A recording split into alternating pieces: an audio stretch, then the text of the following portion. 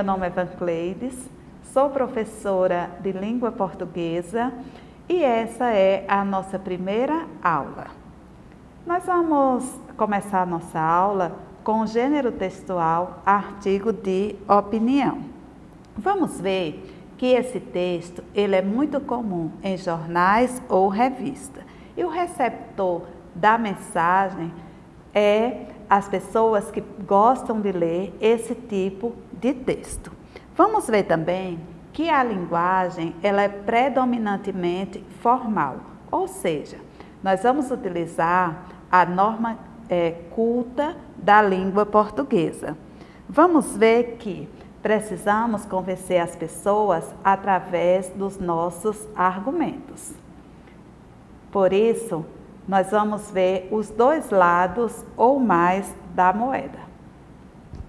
Ao término dessa aula, você será capaz de identificar um artigo de opinião, compreender as características desse gênero, ter um exemplo base para estudar e vamos ver que o foco é transmitir a opinião do autor, seu posicionamento. Vamos ver que o gênero é dissertativo e que que os meios de comunicação é o rádio, TV, revistas e jornais. Eu trouxe aqui o significado da palavra argumentação no dicionário da língua portuguesa. Então, argumentação, ato ou efeito de argumentar.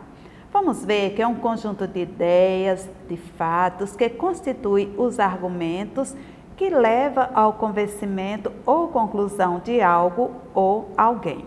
Consistência é caráter, qualidade ou estado de quem é consistente.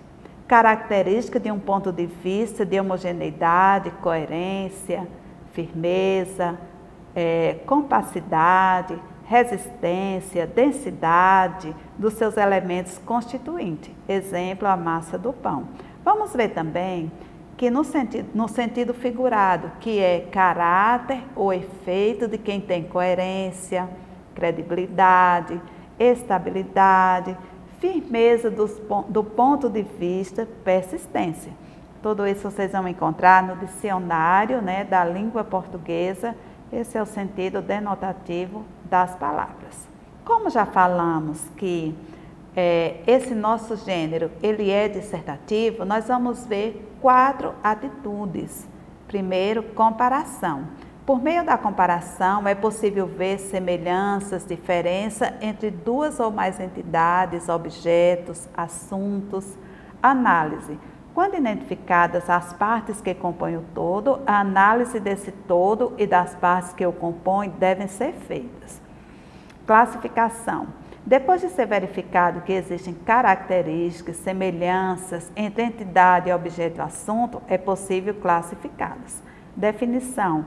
É a entidade singular que define a entidade, objeto, assunto, diferenciando os demais elementos do grupo. Um pouco difícil, né, gente, até agora. Mas eu trouxe para vocês um artigo de opinião para que possamos analisar juntos e entender, nos aprofundarmos mais um pouco a respeito desse gênero. Como eu já falei para vocês, o artigo de opinião vai ter um título. E aí vamos juntos analisar esse artigo de opinião. Há muitos pais que reclamam do comportamento dos filhos em relação à vida escolar.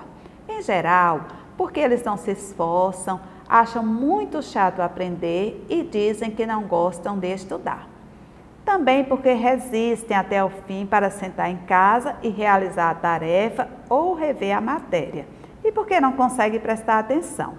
Além desses, há os que afirmam que o filho apresenta dificuldade de aprendizagem. Então, fato, muitos pais reclamam do comportamento dos filhos em relação à vida escolar e alguns afirmam que é dificuldade de aprendizagem. A autora se posiciona em relação à frase aprender é muito difícil e justifica por quê.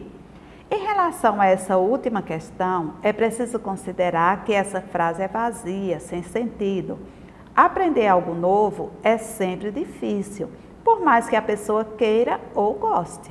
Para aprender, é preciso reconhecer a própria ignorância, e isso tem sido cada vez mais difícil no mundo. A autora critica a frase citada no primeiro parágrafo. É preciso abandonarmos o rótulo. Em resumo, todos nós temos dificuldade de aprendizagem. Por isso, seria interessante deixarmos de lado esse rótulo quando nos referimos aos mais novos. A autora apresenta argumentos de que pais colaboram para que os filhos sejam como são. Retomemos as primeiras razões das reclamações dos pais e vamos pensar no quanto eles mesmos colaboram para que tudo aconteça com o filho, sem que percebam a sua contribuição. A autora lembra ao leitor como a criança começa a estudar e deve comportar-se. E, de largada, vamos lembrar, quando a criança inicia seus estudos formais, ela terá que persistir, se esforçar, encarar o erro e procurar não repeti-lo. Aprender a grudar a bunda na cadeira, cada vez mais tempo e a seguir um processo. A autora mostra o erro dos pais. A maioria dos pais reconhece tais requisitos, mas na hora de tentar passar aos filhos, comete um equívoco, o de dizer à criança o que ela precisa fazer, na esperança de que ela aprenda as lições dos pais e passe a aplicá-las nos estudos. Costuma ser em vão essa estratégia, porque as crianças continuam com os mesmos comportamentos. A autora, por meio de um exemplo, mostra de que forma os pais erram. É que elas precisam aprender isso com os pais no cotidiano. Para ilustrar essa questão, vou usar um exemplo muito presente na vida dos mais novos. Os convites para comparecer a festas de aniversários, aliás, nunca antes as crianças tiveram tantas demandas para eventos sociais. Será bom para ela essa frequência? Ainda não sabemos. A autora relata como os pais agem de forma errada quando os filhos são convidados para uma festinha e dá sugestões de atitudes adequadas que os pais podem adotar. Qual costuma ser o comportamento das crianças em relação aos convites que recebem? Primeiramente, elas não pensam se querem mesmo ir ou não. Desconfio que elas acham que o comparecimento a essas festas é obrigatório, como ir à escola. Aliás, elas não pensam porque os pais não as levam a isso. Perguntar ao filho qual ou quais motivos se tem para querer ir à festa pode ser um bom começo. Ele gosta do colega? Tem boa convivência com ele? Quer brincar com outras crianças? Entretanto, o motivo mais utilizado, o de que todo mundo vai, não deve ser suficiente para convencer os pais. Depois disso, sai em busca de um presente para o colega.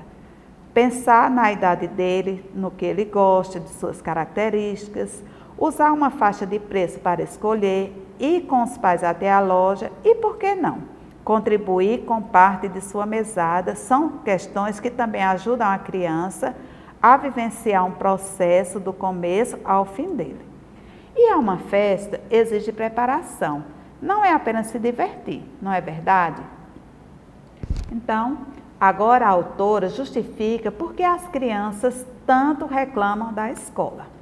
Muitas crianças se defrontam com os processos da vida na escola e por isso resistem tanto, reclamam tanto, acham tão chato. A escola tem sido para muitas delas a única instituição a exigir dedicação, esforço, perseverança, espera, contenção, planejamento. Então a autora conclui o texto mostrando como fazer que a criança entenda desde cedo que é necessário esforço para dar conta dos processos de que participa. Desde os 7 anos, a criança já pode, em família, começar a vivenciar todas essas questões. Afinal, pertencer a uma família já é um processo que exige muito, não é? mas parece que temos deixado a criança concluir que pertencer a uma família é puro desfrute e que aprender algo deve ser fácil. Então, gente, através desse texto, nós vemos a posição da autora em relação às crianças, em relação ao estudo, em relação à vida escolar, e nós vemos que ela teve um embasamento naquilo que ela falou. E agora, você deve redigir um texto, considerando que é fundamental você também expressar seu ponto de vista, que você deve usar argumentos consistentes que sustentem a sua posição. Afinal, muitas pessoas vão ler o seu texto, digamos que você vai escrever para um veículo de comunicação. Verifique-se todos os textos, né? E avalie a sua produção textual, que você verá logo a seguir. Aqui, se você achar que é conveniente, pare um pouco o vídeo e analise, depois que você escrever, as seguintes perguntas. O comentário se refere ao texto apresentado? O texto apresenta a posição do leitor sobre o artigo? Os argumentos usados são consistentes? A linguagem é adequada à proposta? As palavras estão escritas corretamente? As frases têm sentido completo e estão bem estruturadas? As frases estão pontuadas adequadamente? Depois que você produzir o seu texto e mandar para o professor lá na sua escola, analise para ver se você conseguiu entender de fato o que é um artigo de opinião. Afinal, são textos argumentativos, textos muito importantes na sua trajetória da sua vida escolar. Garanto que você vai precisar desses textos quando você estiver na primeira série do ensino médio. Concluímos que o artigo de opinião é um texto jornalístico e que geralmente é escrito em primeira pessoa. Ele também pode ser escrito em terceira pessoa. Apresenta argumentos que embasam o ponto de vista do autor sobre determinado tema.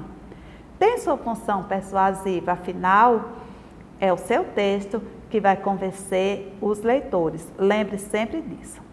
Veja também que ele apresenta um título. Ele tem que ter uma introdução, o desenvolvimento e uma conclusão. Espero que vocês tenham gostado dessa aula de hoje e espero vocês para o próximo conteúdo.